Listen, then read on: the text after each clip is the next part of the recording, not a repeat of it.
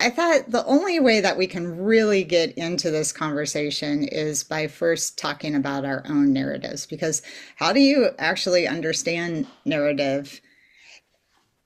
And the best way to understand it is experience it. And I really feel like while you can learn about narrative, to integrate narrative and apply narrative is that we have to feel it. And so what I invite everybody to do is to answer three questions, and then I am going to pick on a few people, but you can help me with that. I am going to share my screen. And why is my thing not working? Just a second, sorry. It's because you prepared ahead. Yes, That's why. that's the curse of being over prepared. Yes. So, so for everybody, if you could just answer these three questions for yourself of what story brought you to coaching? What story keeps you here? And what story do you still feel is waiting for you?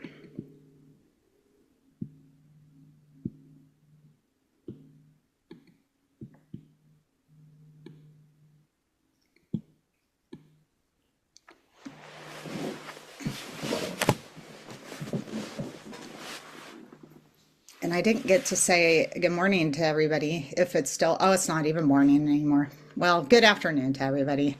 It's awesome to see each of you.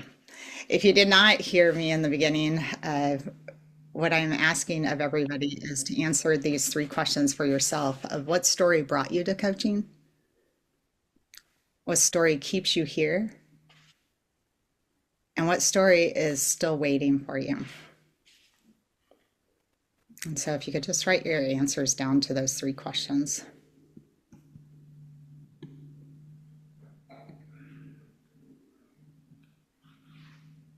And Gina, if you're driving, you can't write and drive because I'm not paying your ticket. So, but if you think about the power of story, as each of us even had a story that pulled us into coaching, and they may be completely different, but one thing that is the same for in human nature is we love the underdog. If you think about all the great stories that we talk about, that we reminisce about, that we go and watch for the millionth time, is because there is something special about connecting with the underdog. And there is a piece of each of us that we so hope that I, in my most needed moments, can somehow source the yippee-ki-yay in me to make it through whatever it is after me, and that I will know what to do in those moments. And yet, think about even the moments that you were in coaching, that there was something so compelling that brought you to coaching.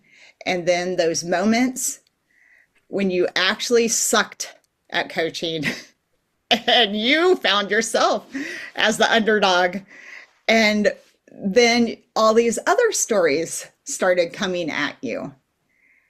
And what did it take for you to push through those narratives to stay true to the narrative that pulled you in? And how many other people tried to hand you a narrative thinking that they were helping, and that actually was just making it worse? Who would be willing to share your answers to those three questions?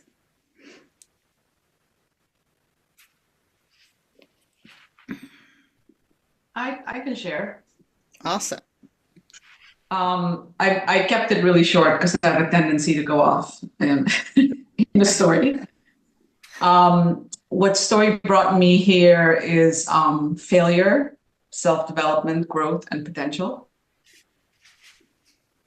A lot of it was failure. That was number one on the list because there was a lot of stuff that I felt that I wanted to accomplish. Mm-hmm. What story keeps me here is the pure joy of supporting others as they explore, create their best places, and thrive. And what's waiting for me, I think, is where I am now, finding my best place in this world of coaching, especially as it also connects with all the other passions that I have in my life. Mm. So, what stories compete with even that last story? Being courageous, Mm-hmm. taking risks, having some more failure, which I understand is, I don't think necessarily a failure as something bad. I think failure is just another thing that happens and something else to learn from. Doesn't feel good in the moment, but it's all part of it. Yeah. Yeah, and it is amazing how I think even that piece of when we get to a certain level of our success, do we also gravitate towards a story of this shouldn't be this hard now? And so failure feels like, well, then maybe it's a sign I shouldn't go there, or that this other story isn't actually available to me.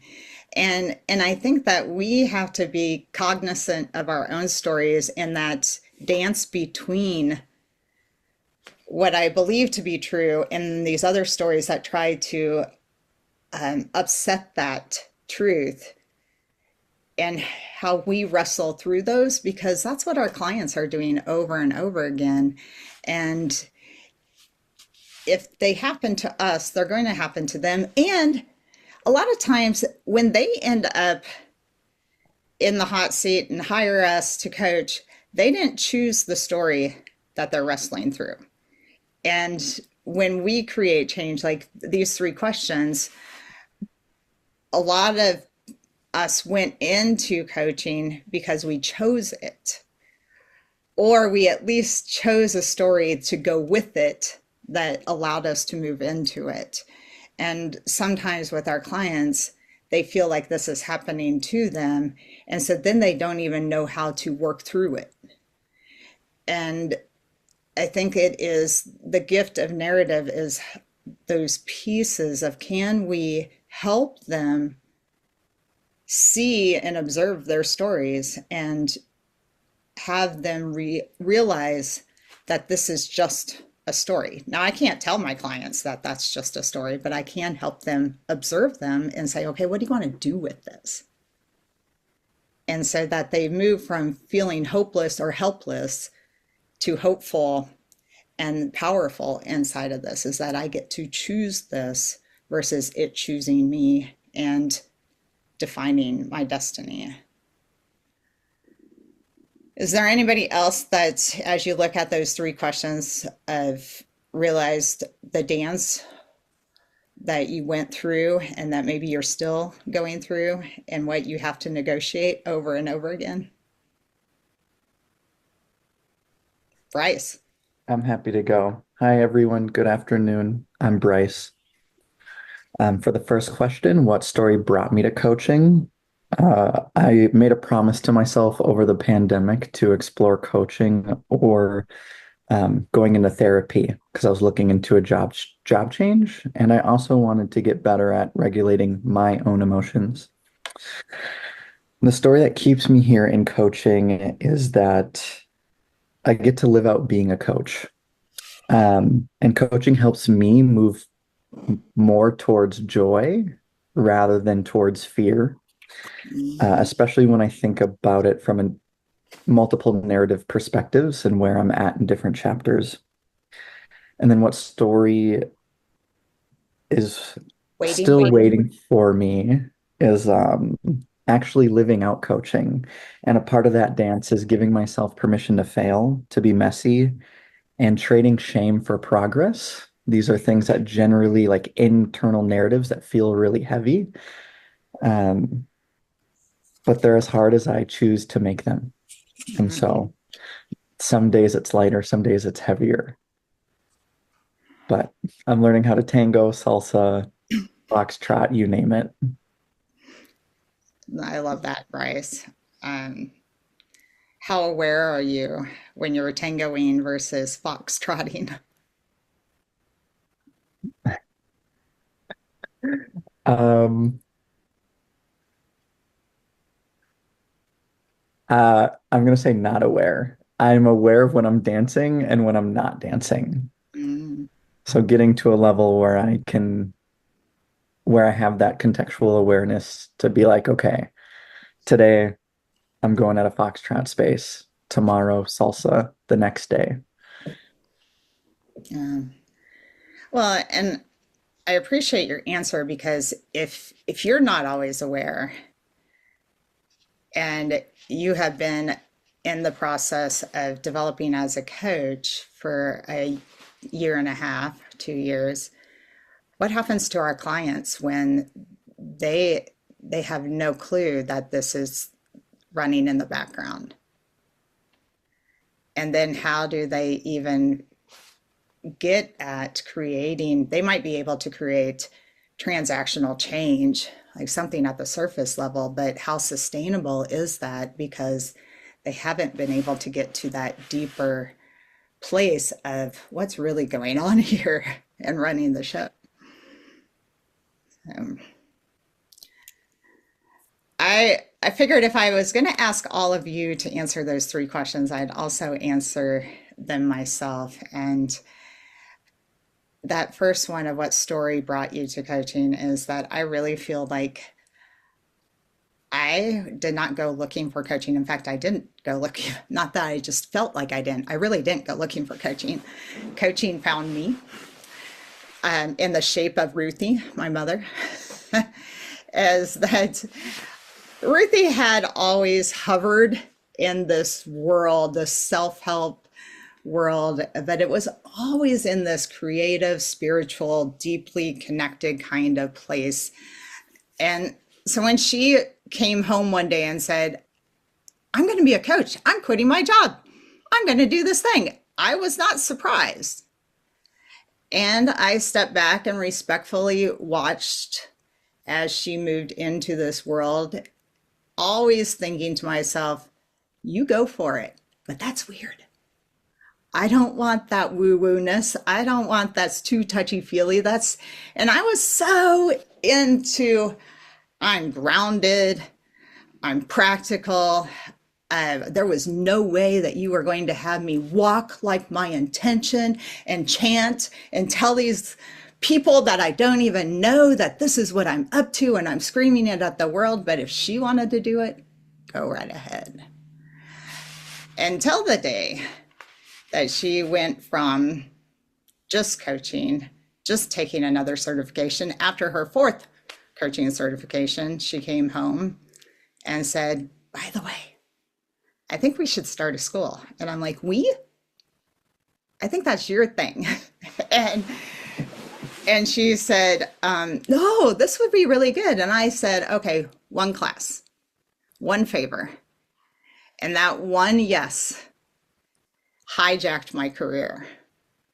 And it went from me teaching one class with her to deciding that this is my mission in life, to unweird coaching.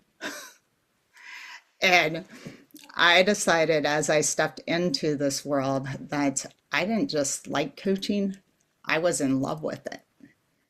And it was my job to find out how to make this a place that feels accessible to not just the woo-woos, but everybody, in such a way that it was welcoming, it was inviting, and that people wanted this.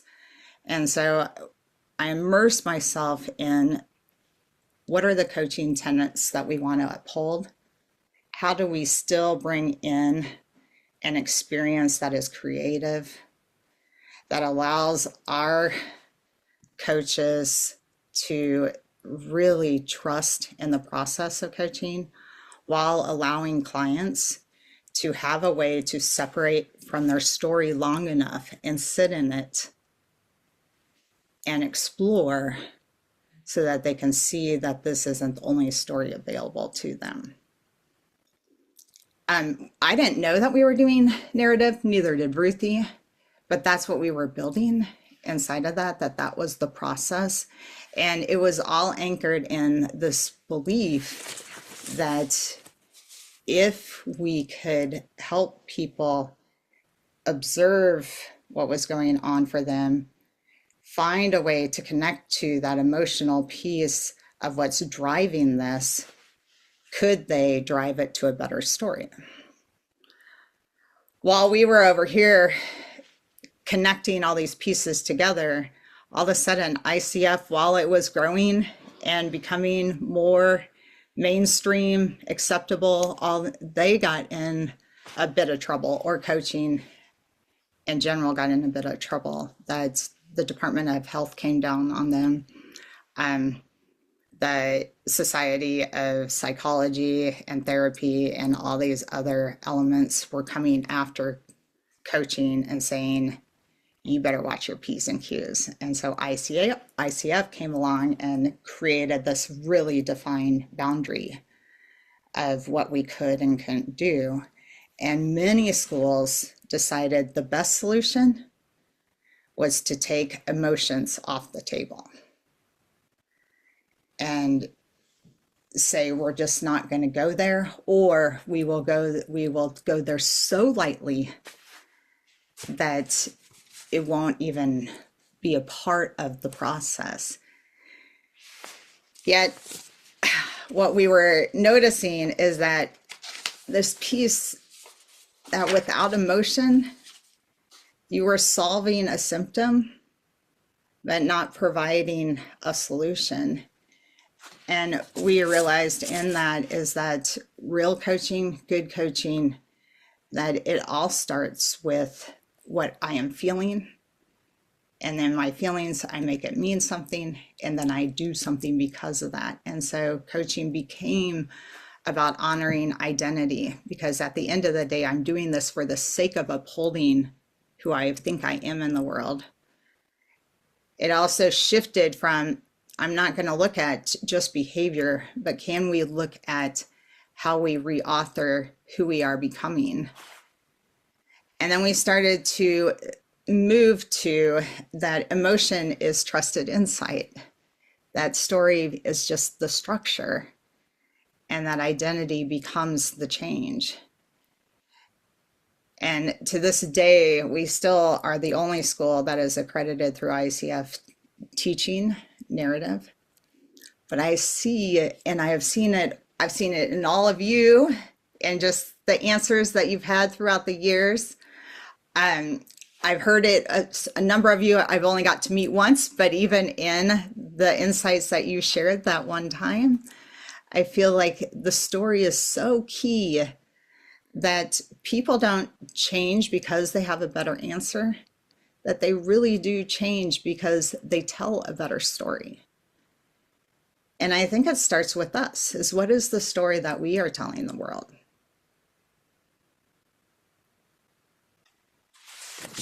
And to answer that last question, so I think I answered the first two of what keeps me here and what brought me here. But that last one of what story is still waiting for you is, I believe that stories matter, and that it is about us telling a better story and inviting people into that story. And my mother, if any of you have met Ruthie, she is quite the storyteller.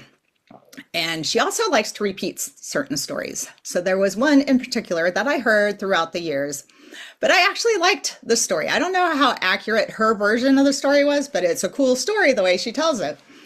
As that in the late 70s, Robert Schuller was a televangelist. He was growing and growing and growing. And as he was reaching all corners of the world, he also started to build the Crystal Cathedral. And this became a symbol for this place of positivity, possibility, and becoming your best version of self. And one day he was being interviewed, and Ruthie happened to hear the interview, and he was asked, how did this come to be? How did you manifest the Crystal Cathedral? And he said that you have to have a dream so big that you can't possibly do it on your own, and that other people have to take over to make it a reality. And so I believe that the story that is still waiting for me is that I don't want to create a cathedral, but I do want to create this place in the world that is a cadre of coaches that are doing such meaningful, transformational work in narrative that the world can't help but notice. And I think it starts with all of us being committed to exploring our own stories, but also learning how to help people courageously and carefully with the constructs of the ICF competencies to explore inside of their stories so that they can create, not just create, but believe that they have a better story waiting, and that they are the only ones that can construct and live that out. And then I also believe that it's because that it'll be us that gets to shape the field of coaching going forward if we start doing this together.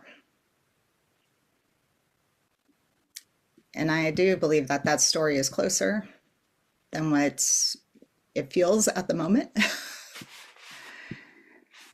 It's inside of that is looking at what is the makeup of that. Before I go on, is there anything anybody would love to add or share?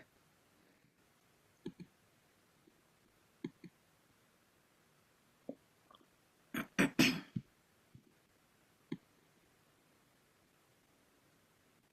guys are so quiet. This is not what I'm used to.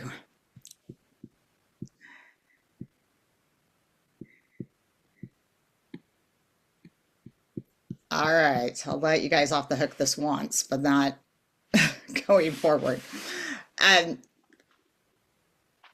So Ruthie, my mother, she did start the learning journeys with me, and throughout the years, she has always had this dream, and it started with a project called Stories for the World. But I think it's coming full circle now, is that wouldn't it be cool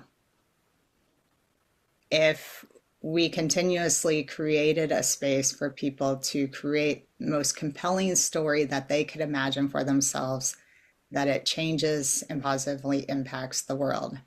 And I think it starts with us better understanding narrative coaching. And so that means moving from systems. So not just using the ICF competencies and certain processes. Some of you have been trained in that this is the process that I follow to get people to outcomes. Is that what if we move from just using the ICF competencies as a system to using it in story form?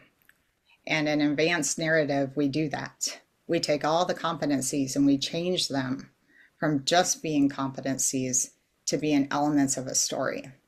And it is amazing how just even that shift frees us as coaches to really sit in the story with them instead of going, did I hit that marker? What about that marker? Did I get it?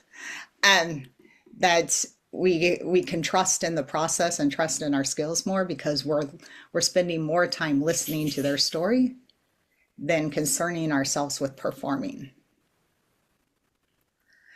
It's also about moving from symptoms to sourcing, and this really is about being able to not look at behavior and outcomes, but instead looking at what is the emotion, because our emotion holds so much core elements to meaning and what we're telling ourselves matter at that moment, that if we skip that source, we are coaching to a symptom and we are coaching to their armor, not the person. And then moving from doing to being, which is really about, can we coach the who of the person, and they'll figure out the what. But if we always start with the what, which is the behavior, then we are missing such a big piece of it, because every single time we make a decision, we are trying to avoid being somebody or trying to uphold being somebody. And if we skip the identity, then we're skipping a huge piece of how they're going to be able to create change, approach change, and sustain change. Nia, is there anything you would add to that? First of all, every time you describe this, I hear it differently, but one of the things, like in a good way, like it unfolds new ways of hearing. But I think the piece that in going through narrative that amazes me is how shifting my attention to the emotion being a clue for my clients is that it doesn't have to be about the why behind the emotion, but that the emotion is present. And in that present, what do they want to do with that has really changed the weight of it, or the, whoa, I don't know if I want to, are they going to feel something more if we go there? But that it's really an awakening, an awareness for them of what, I love how you said how what matters and what has meaning to them. And that has been one of the big ahas for me in this work. Yeah, I think that when I think we can't help but assign meaning to something. If somebody is having a hard time coming up with an idea, or they're shaking, or they're whatever, we've tied a meaning to it, and that actually has slowed down their process to be creative. Is, oh, you must be nervous, Shelley. We should probably do something about that. And Shelley's like, what? I wasn't, no, I just don't know how to sit still. I mean, these things that we think we're being helpful, and actually we're adding another story. And so how do we get out of being the storytellers and instead help our clients be the authors of their stories? And the best way, and the narrators, is that even thinking about, I don't know how many of you write, but in one of the rules of writing is do not tell, show. And so in that piece, we want to translate that same concept to our clients, is that I don't need to tell you that you're excited about something. Oh, Michael, you just smiled. You're so excited about that. Michael might have gas. We don't know. That's not, I can't define it for him. I got to ask him, your expression changed. And you had a straight face this entire time. Now it has changed. What is different? What is it tied to? What meaning are you giving it? That is going to have him show himself and show me what are the elements of that story, and does it come alive? And as soon as I tell, I'm taking away his power to create.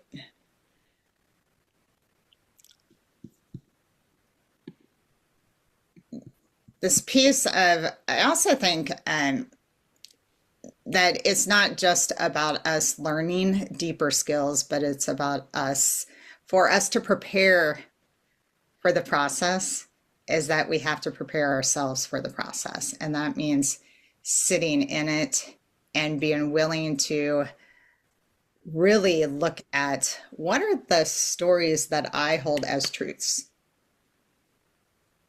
And by using narrative, can I see that there are other truths too?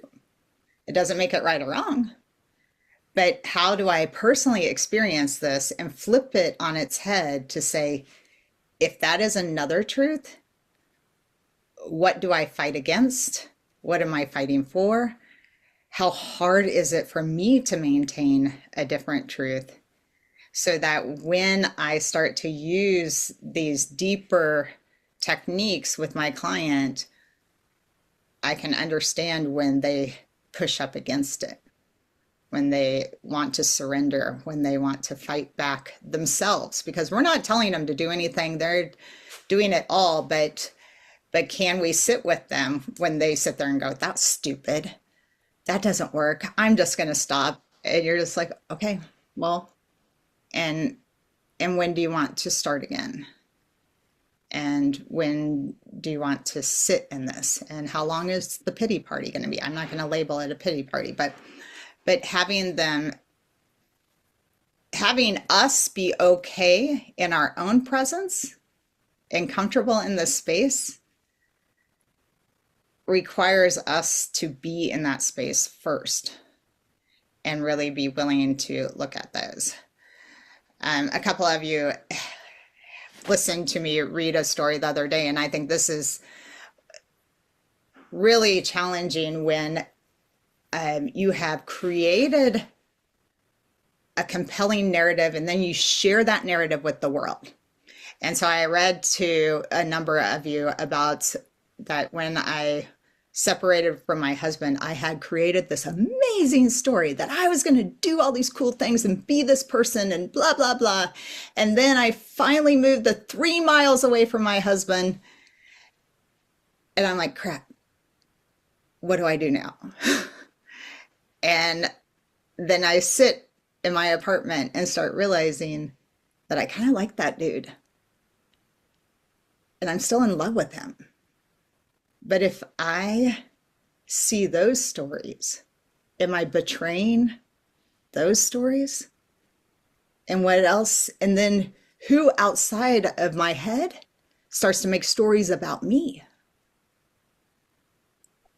And how do I fight against that? And what is mine to own? And I think that this is the place that if we can experience those and navigate through that, then we can be better equipped to help our clients navigate through that.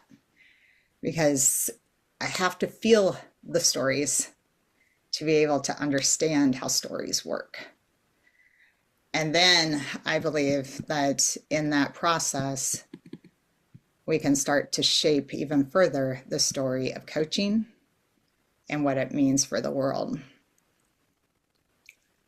And I wanted to go into, and this, I'm bringing this all back to you because I want you to feel your own stories, is that there are 3 underlying beliefs. There's probably many underlying beliefs, but I like these. So this is where we're going. And is that we're wired for meaning, and story is our translator.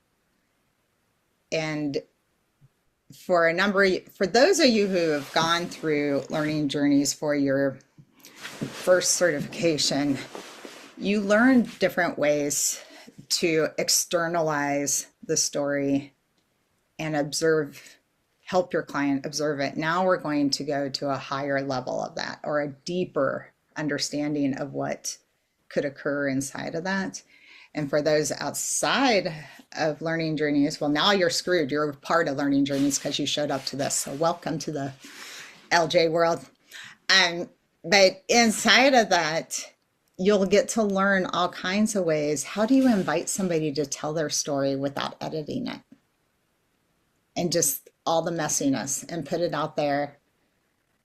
And then how do you help them observe what do they use to uphold this story, justify this story, make sense of this story? And so for each of you, if you could just write down, what story did you walk in with today?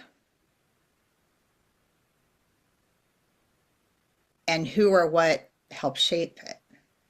Because if you think about every moment in every event, we have a story that we bring with us. And how aware are we of how that story even shapes our experience inside of that event?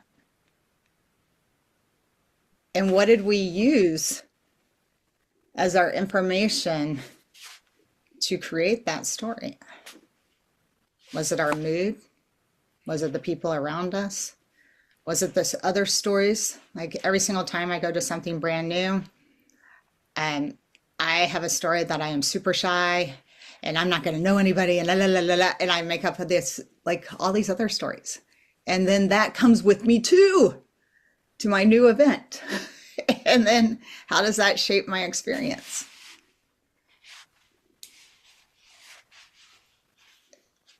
So, Kirsten, what story did you come here with?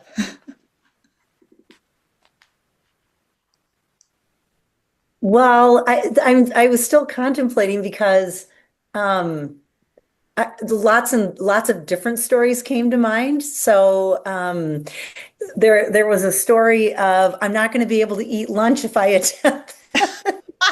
Well, I'll have to eat in front of people. Do I turn my camera off? Do I not? So there was that story. There was another story around. I've always been, because I've been connected with learning journeys for lots of years, and always this curiosity around narrative coaching. And but I'm not a coach. Oh, but I am. But I'm not. So there was kind of that whole thing. So is this something I want to spend my time with? Yes, I'm very curious about it. But am I going to use it? Well, I think I might use it already, maybe, but I don't really know what it is. So kind of that whole story as well. So and a whole bunch of other ones that came to mind. Yeah. And then how does that influence what you actually experience in the moment?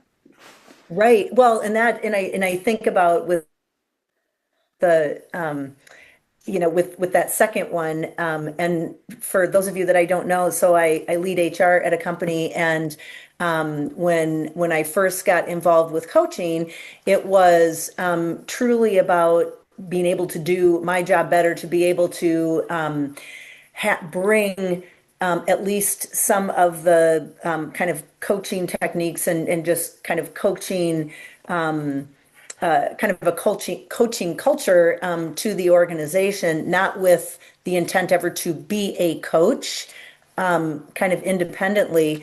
And so with this as well, it's I've kind of gone back and forth. It's like, am I attending? Am I am I attending to kind of continue to advance what I'm already doing inside? Might there be another possibility with this? I don't know, but I think I'm listening more through the lens and maybe more narrowly focused on how do I use this in my current situation. And so maybe I miss then other possibilities because I'm listening and thinking about it this way. Yeah. And I think that's the gift that we give other people is just even asking them, how are you thinking about this right now? For what reason? What what are other reasons you would want to experience this or reasons you wouldn't? And so then they're more aware of, oh, this is how I'm filtering information.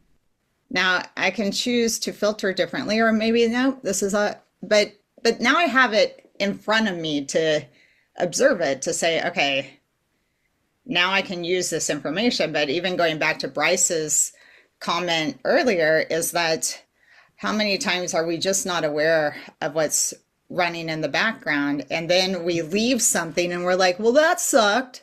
And but what part of it was because of how we were translating and who we were being in those moments?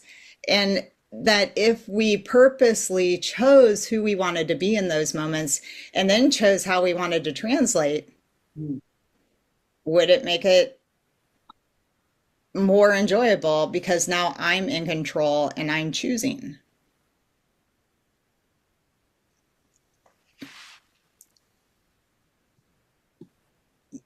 Nia, were you Say gonna? something? Yeah, go ahead. What you just said made me think that, and I think in almost everything I do now, I try to really have some clear intention for why, and maybe this goes to the story, I think.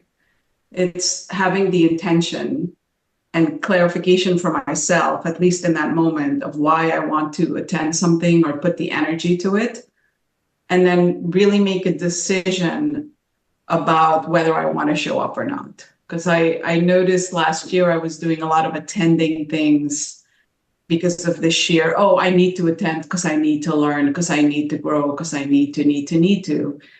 And then I don't think I was always really that truthful about that.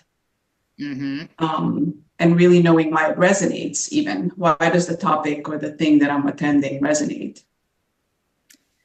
Yeah, and I think even in that is helping ourselves and others understand what stories am I using because they're common. And so that place of I need to grow, I need to, and so is this even how you grow? And is this how that happens? Because each of us uniquely process, and maybe none of that is how you're going to expand who you are. But it's available to us because it's a common answer. And I think that that's where, even in helping our clients get clear about not only being aware, what am I doing this for? And how common is this? Is this creatively designed for me, or is this what is just easily accessible? And then does it actually move me further away from who I'm supposed to be rather than closer to that? So Kirsten brought us into the second underlying belief. So thank you very much, because I think this one is huge. And why advice and people that try to rescue us, redirect us, support us in special ways doesn't really work is that we don't just tell stories, we become them. And so when somebody says, oh, Jenny, you shouldn't look at it that way. Oh, Jenny, you shouldn't feel that way, is how I translate that is, oh, Jenny, you are wrong. And you're the problem. And so then we have created another filter for them and a barrier that, and they're collecting these. And what our job is to help them figure out who it is that they want to be and what story will that bring them to. But also, how bad do they want it? What is their desire? What is their belief that it is actually available to them? And then what is their willingness to go after it and their willingness to suffer? And I don't mean that sounds kind of jerky, but in a way that I am willing to give up something or compromise something. And so, like, I like to make people happy. And sometimes my choices, if I really want to go after my bigger story, is I'm not going to please everybody. And am I willing to suffer there for the sake of a better story? And so what does willingness look like and commitment? And how do we help people discern all of this? And I think it is in understanding the makeup of story and how it grows on us and how we wear it. And can we help them to see their wardrobe? And is this outfit really going to work for me today? And so for each of you, even to answer that question down below of what story do you most want to experience, and how, I can't talk, how available does it truly feel to you right now? Because I really believe that if we don't identify how far away or close we are, or how possible or impossible something is, then how are we going to help somebody figure out what they need to work on? Is it that I don't believe in it? Is I don't have the capacity right now? That I have other things to do? What is it? Because there's another story that's probably tagging along and trying to influence. And how do we help people get at that?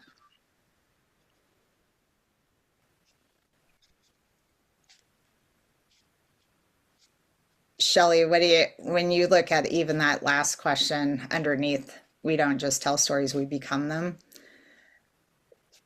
What thoughts do you have about that question? Well, that's kind of what brought me here today is that for those that don't know, I lead learning and development for an organization. And what I have come to realize is I have a very wide demographic of individuals in our organization.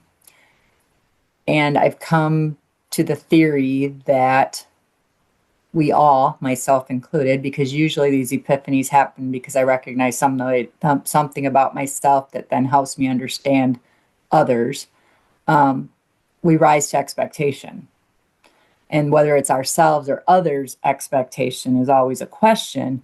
But the thing that as a learning and development professional that I struggle with is how do I allow or encourage or invite people to have an experience that allows them to consider an expectation for themselves that they've never had in their narrative before.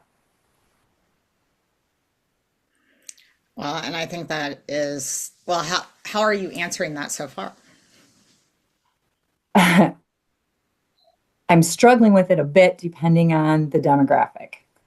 In some cases, it's easier to do than in others. But I think a lot of it is just in that invitation that they may not have ever had before. Mm-hmm.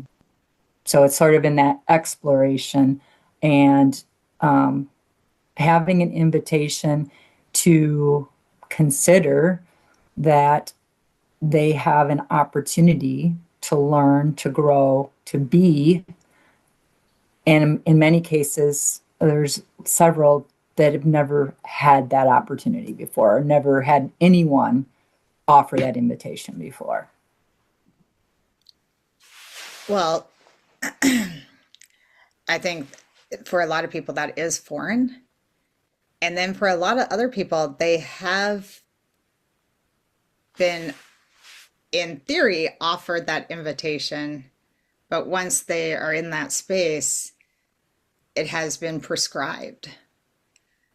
And so then they still don't feel like even that question of do I believe that I'm capable of something bigger if it's always been prescribed, and that prescription doesn't fit the identity, the person I am. I just can't, I keep trying to put it on, I just can't do it. Then I feel like the answer is no, but that's not really the case, is that I just haven't been in a space where somebody isn't handing me something. And yet I think the challenge with this, and I started a new client last week, and I explained narrative, and I explained this whole process. And one of the things I told him, I said, we are built on convenience, fast responses, and autopilot.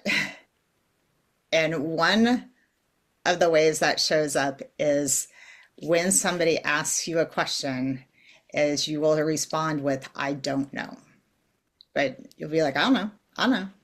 And I told him, I said, in those moments, you might not know. And I invite you to reconsider your knowing. And it might be that I just need to shape the question in a different way for you to know. But I said, this is yours to own.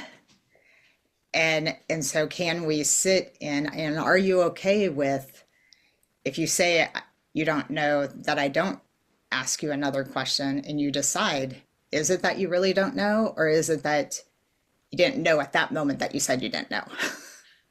Or is it that you need a different way of being asked for you to know? So Jenny, just a quick follow-up question. Is it possible that you don't want to know?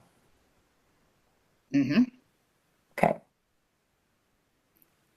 And I think there is a huge piece of that because it goes that theory around willful blindness of, if I know, then I have to do something about it. And that is something to bring up in the agreements, that sometimes we choose not to know. And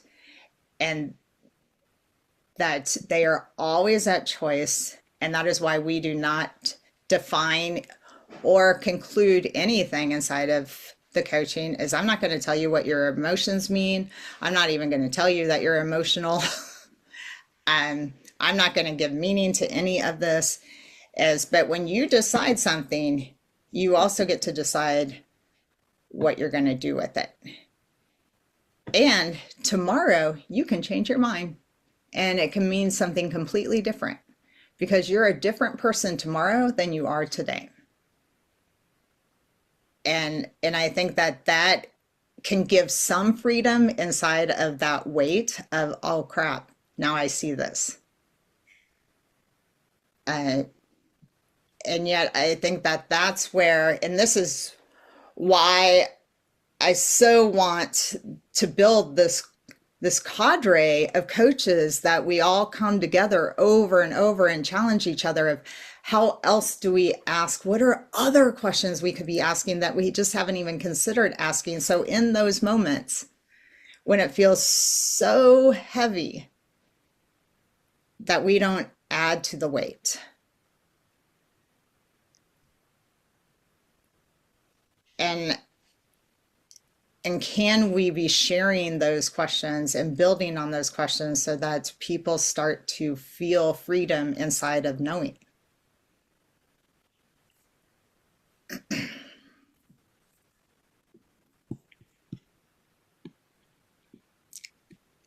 Which I think goes to this third underlying belief, is stories don't follow logic, they follow us. And as soon as people start to step into, especially transformational change, I have to change who I am being for the sake of this story, is that it's not just a behavior, it is how I show up in the world. And that becomes very emotional inside of that. And every single time that we experience something, we also feel something.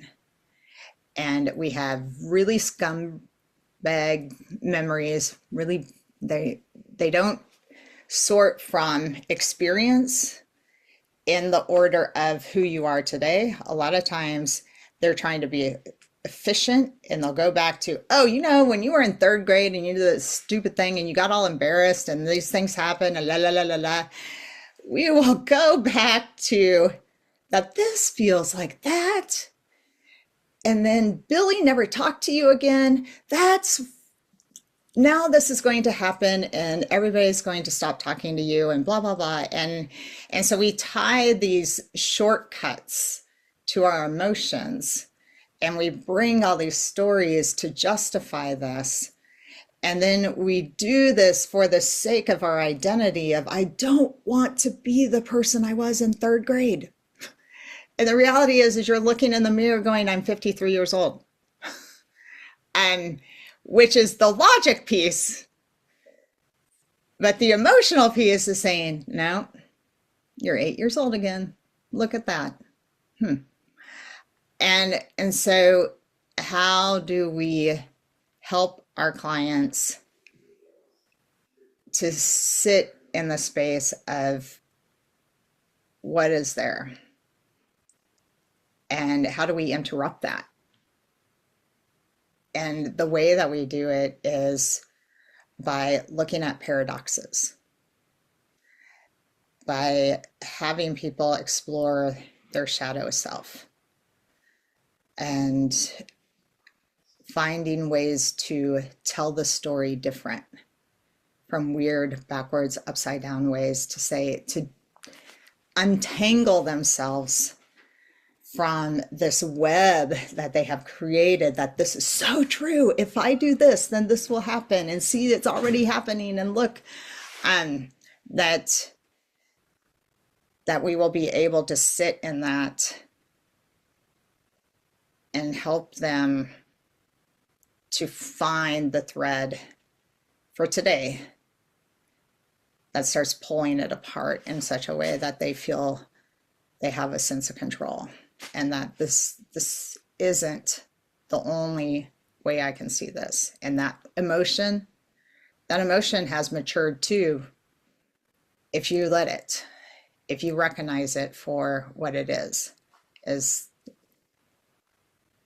But you have to be in a place of choosing it over and over again, and for the sake of an amazing story. And are you willing to do that? And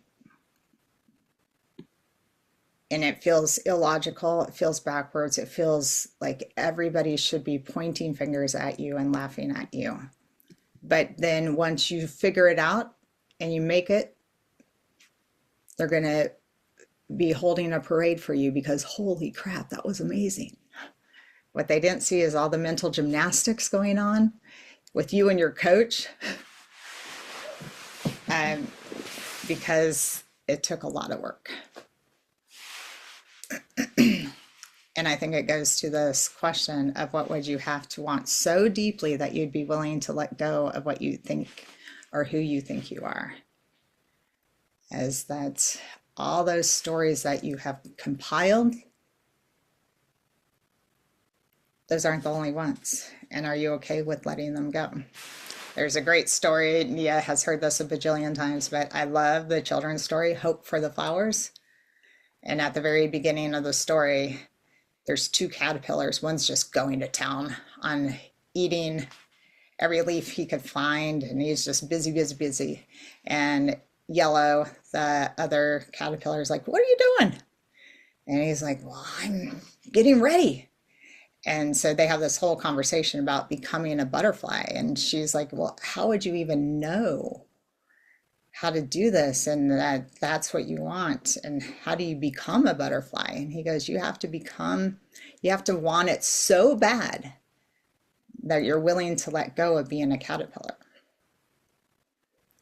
And for our clients, that's what we have to work with over and over again, is how do we reorient them to that emotion too, which is the power of hope, and also the emotion of that anchors us in our own personal faith and self. And how do they find that and restore that over and over again for the sake of the story?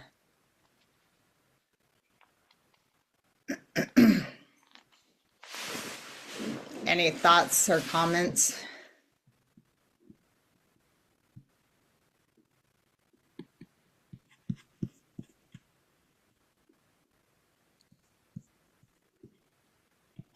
Rudy, what are you thinking?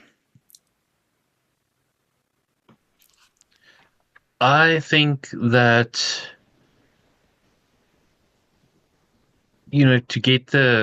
to get down to the core of the story that that the person we are talking to is telling is a lot more difficult. And it's very, very easy to, I guess, just to default to giving advice, or or just to say, oh no, you should not look at it that way. and you kind of have to be creative with the answers or the questions that you ask, so that you phrase and direct the conversation in a way that does not give advice, that actively listens, and but still prompted into the direction that I guess that the person that you're talking to would want it to go. We don't know. We don't know what the end goal is going to be, and I highly doubt that the person we are coaching would know. But we still need to guide them through this jungle to a destination that makes sense to them. And I kind of want to go back to what you mentioned earlier about it's more about just hitting the competency markets. It is, I guess, that feeling of, okay, but this is the direction that you feel it is going, but without actually knowing, and then being willing and able to pivot if you notice that this is not the direction that your client wants to go or should be going. And I think it's a very, very fine line. Yeah, and I just wonder, one of it is versus and just, I guess, practice to get to that point of, okay, you intuitively know, okay, this is becoming dangerous, and now I'm starting to guide. And it's very easy, because in conversations, conversation is about giving opinions. Saying, oh yes, this is what I think. But in most cases, take my father for example, he's asking for help, but he doesn't want help. He knows what he's going to do. He just wants somebody to unload onto and say, oh yes, this is great, go for it. Yeah. And that becomes difficult, because when you are in serious conversation with somebody, the topic of what do you suggest usually comes up, and it's very difficult to pivot away from, oh yes, this is what I would do, instead of what will you do. So yeah, this has been very informative and actually a lot to think about. So thank you. Well, even in that, so um, when we hand something to somebody else, having them pay attention to what part of that were you handing off, and for what reason? Because we really want them throughout the coaching to be observing what happens that initiates, I want Rudy, you to tell me what to do. Because then I'm starting to grab hold of my stories along the way, is that there's something there that tells me I should default. And then it's about, what were you thinking at that moment? What was running through your head, or what did you feel, so that they start to really get in tune with, where does this happen? And what am I trying to tell myself by asking you for help? And so it just strengthens their ability to be, I think, awake, aware, and attentive to self and to their story, and where they are locating themselves, and where they're getting lost inside of their story. And for what reason? Is that, oh, holy crap, I got to a point where I've never gotten this far, and now I don't know what to do. And so I'll just ask Rudy. But then, can we be more aware of that? Of where do we pause, rather than keep moving them forward, and ask one or two more clarifying questions of, where are you right now? And what is that about? And so we're asking them to show us their story, and check out what's going on, for what reason. And I think if we all work on these skills, then it just becomes so natural that people love to have these conversations. I've never had a conversation where I can see my story playing out as I'm telling it. But when I sit with Rudy, oh my gosh, this comes alive.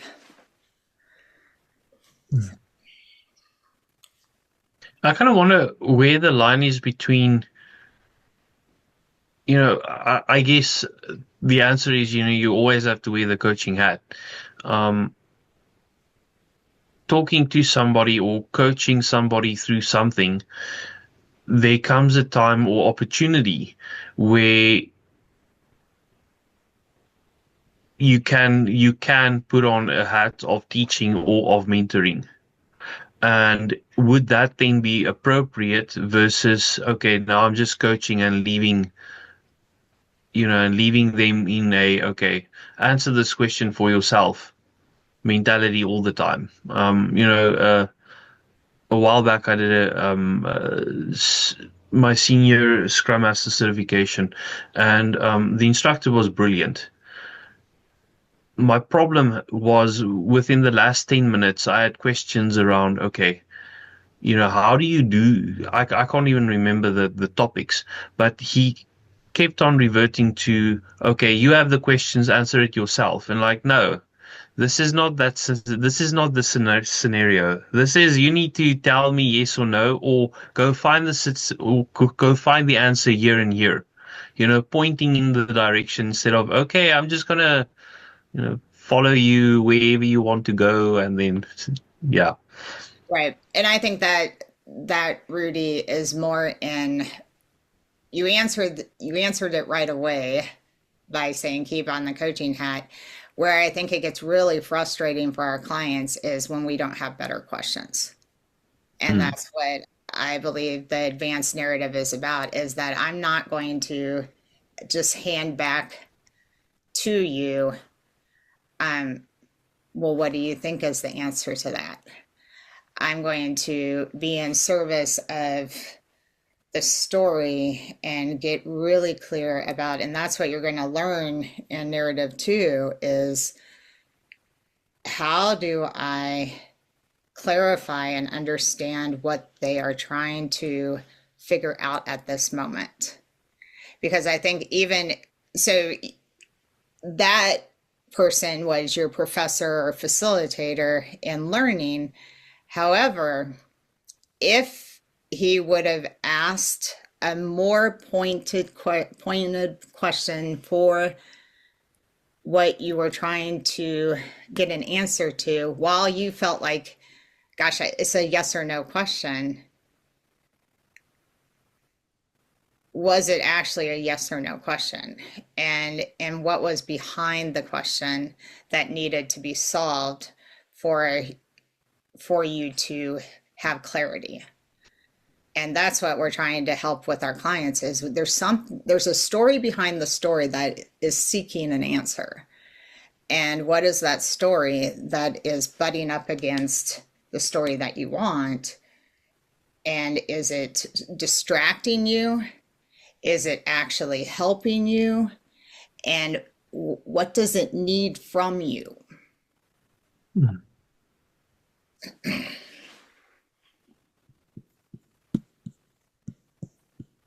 So thank you, Rudy. I'm going to go into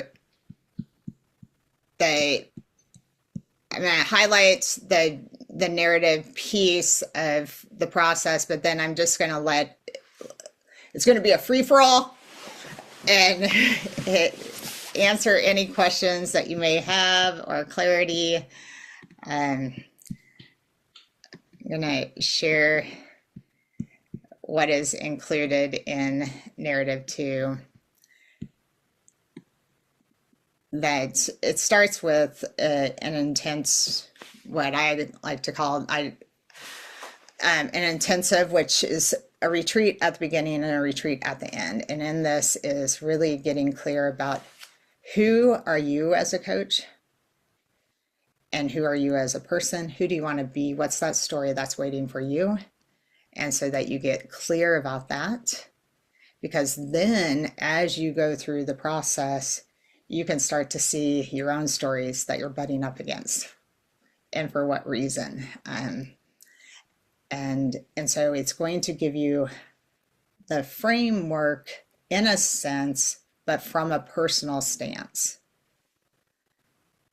And it is in person. However, if that is completely out of the question and you cannot come hang out with us in person, we've done this many, many years in a row that we have the meeting now. And so we'll have you on a screen and interact that way. And when we do coaching, there's many computers, so we can still have you coach with everybody and all that. So we have worked out a system to make it work. So in addition, there are 3 writing forums, and those are 2-hour sessions. And I have more detail than what is here, but while we would never give our clients a writing assignment, we will give you very simple writing assignments, because you're not coming to coaching as a client, you're coming to this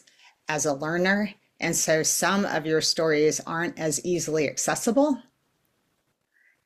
And so we're trying to source those and start experiment, pull them apart, play with them like Play-Doh, and see what works, what doesn't.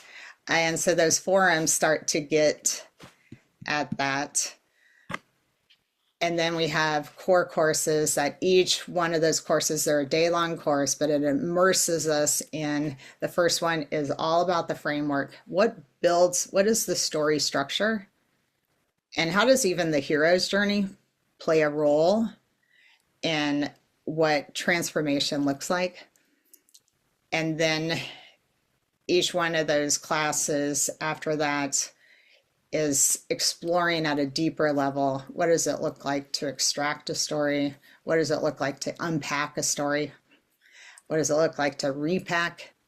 And then when people are trying to go live out their story, what happens in that process?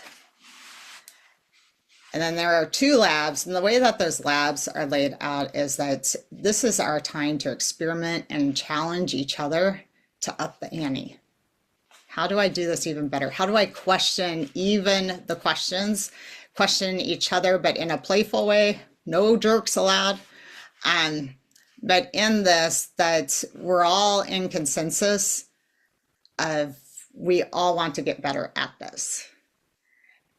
And so even Nia and I are sitting in it with you, and we're trying to figure out, if this is what the topic is, and this is what's trying to be solved, what are all the creative ways we can do it where they always own their sense of agency? And there is no directing, and we are holding true to the highest level, the MCC level of the coaching competencies. And then there's 2 mentor coaching sessions so that you can get that one-on-one time to really dig into, where is your art of coaching enhancing, and for the sake of what are you noticing inside of that? And then there's times that outside of class, you'll practice with each other so that you always are in that space. And these classes are spread a month apart. And so the practicing will be so that this doesn't consume your life, because that's another story we don't want to add to your story, is that this is impossible to do.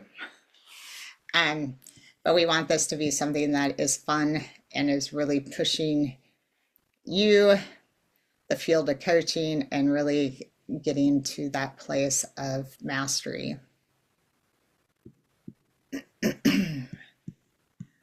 So with that, I will stop sharing. What comments or questions do you have about any of it?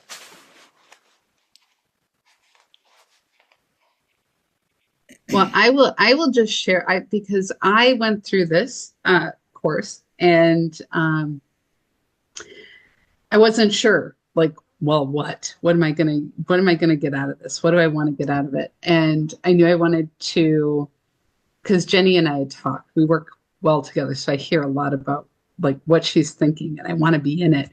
And I dove in, and I will tell you from jump, this course transformed my coaching. There, one of the first writing assignments had an impact with a group of coaches a group of clients that I was working with. I was doing some group coaching, and it just allowed me to create a situation, approach the group experience in a way that we were able to go build trust more clearly together more quickly. And it has upended my coaching in such a good way. Like, I feel so much more powerful in being fully present, in slowing down, in trusting my intuition, within, like, do we have to get to the thing, that sometimes happens, and you got to get to the goal, and then we got to get to the end, and and it's all this energy. And like, sometimes there's this delight in being with a client where they're at, and trusting that that's exactly where to hang out for a little while. And that, again, has helped my clients move in a more profound way in what seems like takes longer, actually a much shorter period of time. So just some things that I will say. I like anything I can apply immediately and start to test out and try out, and I have, and it's been amazing. The biggest change for me is how much more aware I am of being fully with my client where they are throughout their journey with me. It's not just each session, it's the entirety, how different my presence is with them. It's wider. I don't know how to, I'd like to give you a more tangible experience, but instead of it being like, we've got to get this work done together, it's wider, and it's softer, and it's allowing for more profound work. So I just wanted to share that.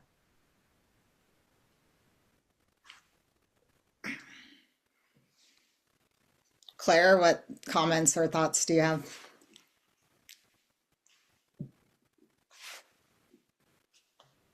I'm being very contemplative right now. I'm thinking, oh my God, Jenny, you tell such wonderful stories and how you explain things. And I'm feeling like, oh my God, could I even do this? Right. I'm like, I'm in that judging myself zone right at the moment, which is probably why I need this program. To set that aside, right? To be there for them. So, No. Well, you can hang out with me, Claire, because I'm judging myself every day. So welcome to the party. Cover the mirrors. Yes. Yes. Gina, what thoughts or comments do you have? It's just always the same. I've been wanting to do narratives since I got out of my initial coach program and mastery when you offered that. It's just always a financial thing. So it's always a yes and. So yeah, I like that it's in person again, because I know when I talked with Ruthie about it last year and probably the year before and the year before that, it wasn't in person. So I like that it's in person this year. Yeah. Yeah. It does make a difference. Jenny, so it starts in August. What is the duration of the program? It will take about a year. Okay. I have it all laid out. I'll send everybody an email afterward. I don't have the dates in there, but I do have the times and everything else. So, Okay.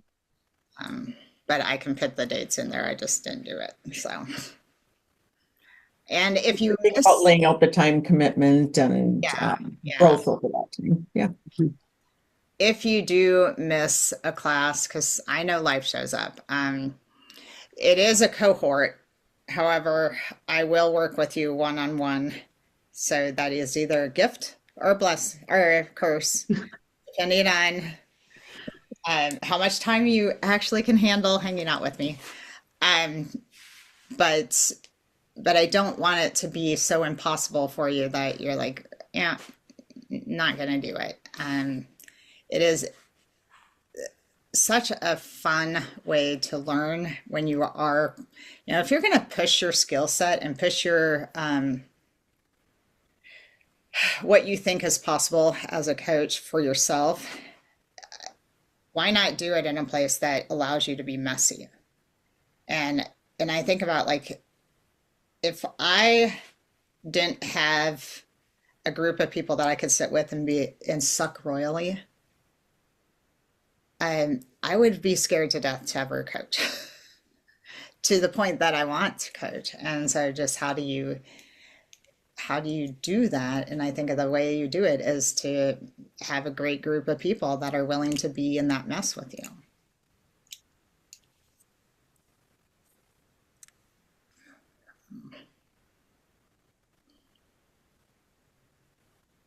And Manuela, am I saying your name right? What comments or questions do you have? I don't have question. I thought that this program is very interesting, and I was so not surprised, but it's interesting also the fact that also the word judgment came to me related to myself during this today, this class today, and so I thought, wow, it's interesting that also other people here, no? And they are thinking about the same, no? And so I think that this is something that I should consider, not now because I am in many things now, but it's something that I think it could improve a lot my coaching. Yeah. I think that it can really make a difference.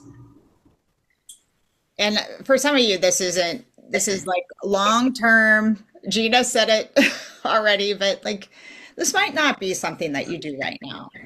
But also, even if it's not something that you do right now, it is an opportunity to keep in conversation with each other too, because how are we all going to ever move coaching forward in such a way that it becomes, I see it as if we are committed to elevating the field of coaching, it will move from just a way of helping change lives to the way of helping change lives.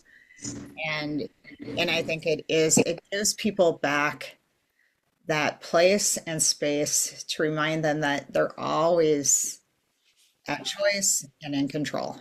Even in the worst of circumstances, they still have those two things. Is you can always choose how you're going to be in a situation and control what you choose to focus on and respond to in a situation. And I don't think, I mean, right now there's so much noise in the world that tells all of us just the opposite. So.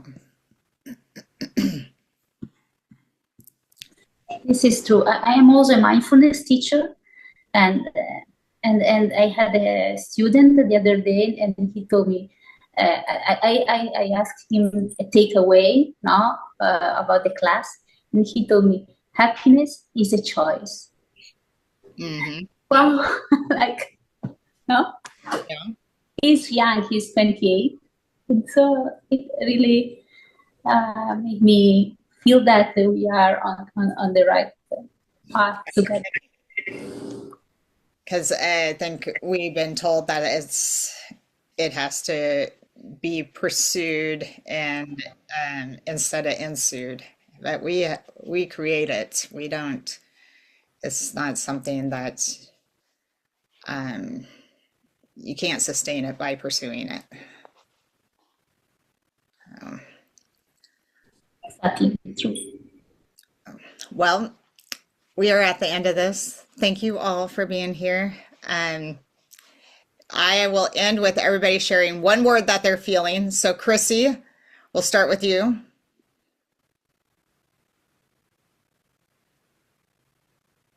Energized. Cool.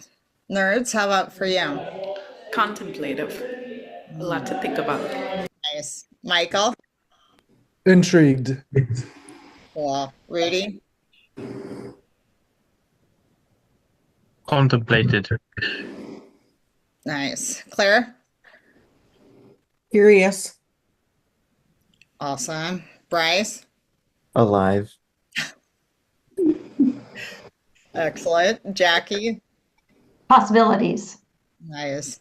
And Manuela? Peaceful. Excellent. All right. Well, enjoy the rest of your afternoon. Thank you so much for hanging out. Have a Thank you very much. good day. Thank you, everybody. Thanks, everyone. See you soon. Bye.